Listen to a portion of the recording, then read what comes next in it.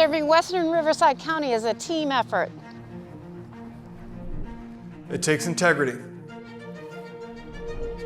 innovation, and collaboration.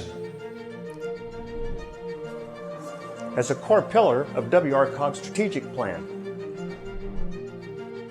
Collaboration is key to advancing our collective goals.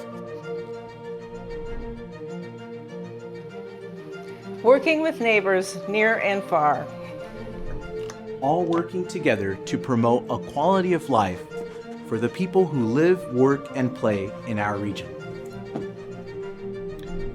That's why every year for WRCOG's General Assembly, we bring our leaders and doers together. To collaborate with partners and celebrate our achievements. recognizing our common goals, and working through our differences. Building partnerships with others, whether we agree or disagree, is a critical part of getting things done. We don't always get to pick who we work with. But we do get to pick how we work together for the greater good. While staying true to our roots. By partnering for better communities that protect and respect our history. But also to incorporate new ideas to manage resources and leverage cutting-edge technology. From the past to the western end. And down to the southwest. Connecting with our past. And partnering for our future. Together, we can build a stronger region.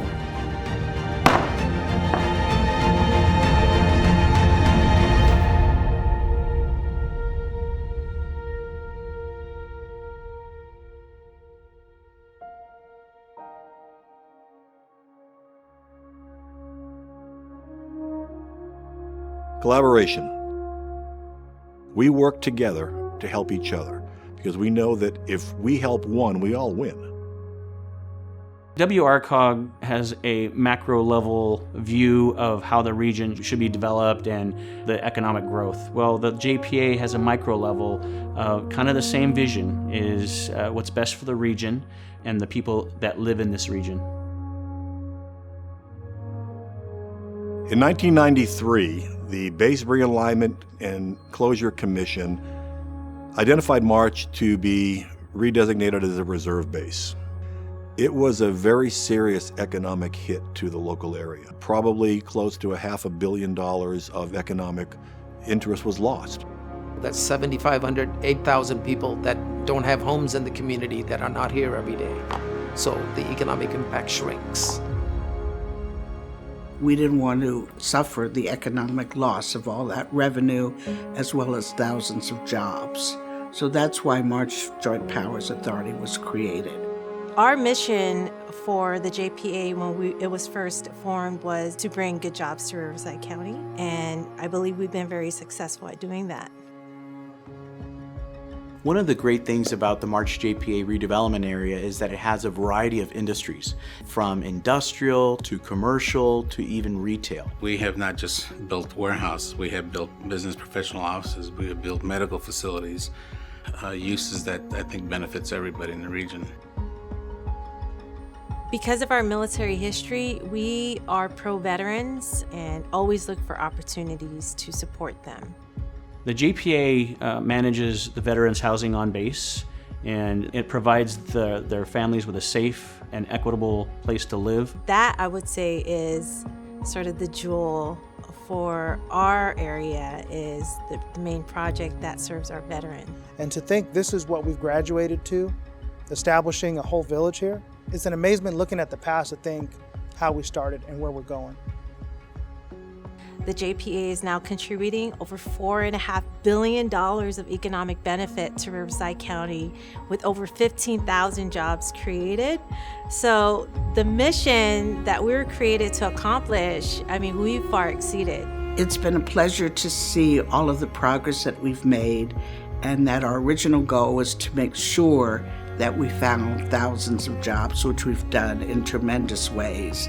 And once you accomplish your goal and see everything that you've accomplished, then it's time for the sunsetting. The future is bright.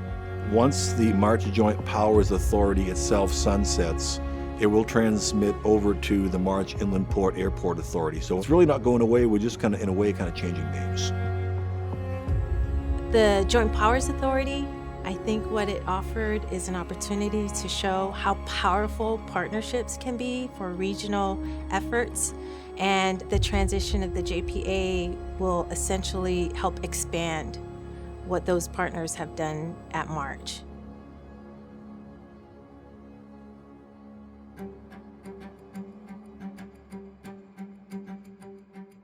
We're all about growth, we're all about taking care of our region, and water is a significant part of that. The future of water is in partnerships. So connecting the drops is a great example of that because it's taking a new philosophy to water management. We didn't like the fact that we had 100,000 customers that were fully dependent of one pipeline and one treatment plant. So we made a decision, we have to diversify our portfolio.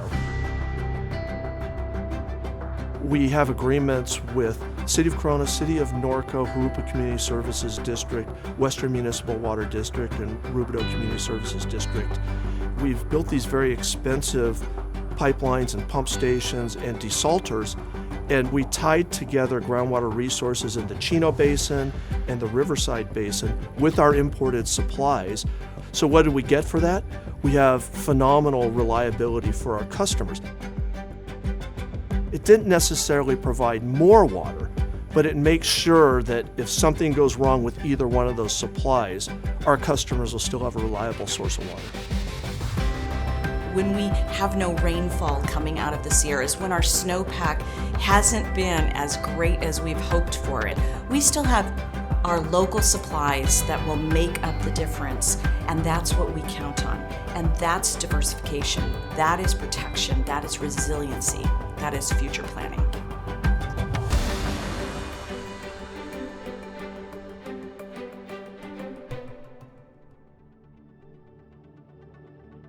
So polling has shown that traffic and congestion are one of the biggest concerns to residents of Riverside County.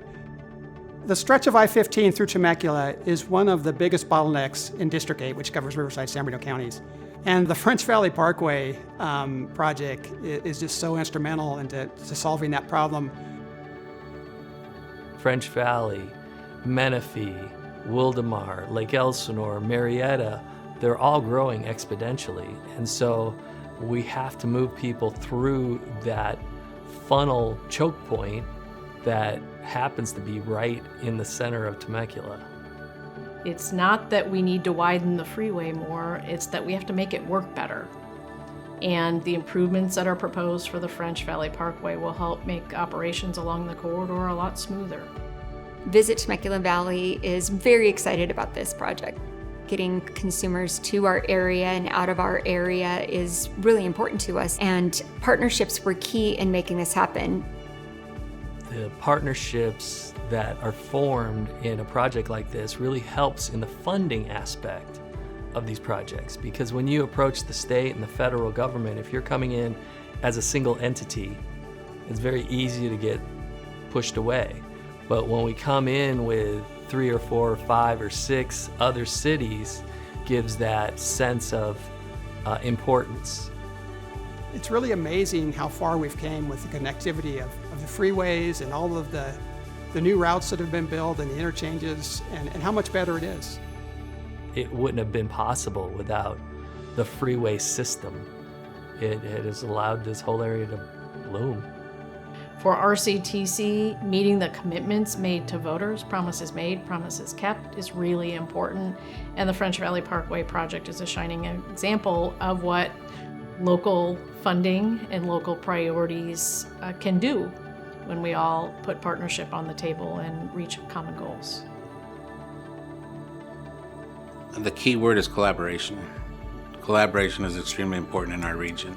We are a region, I want all of us to thrive. There's things still to come.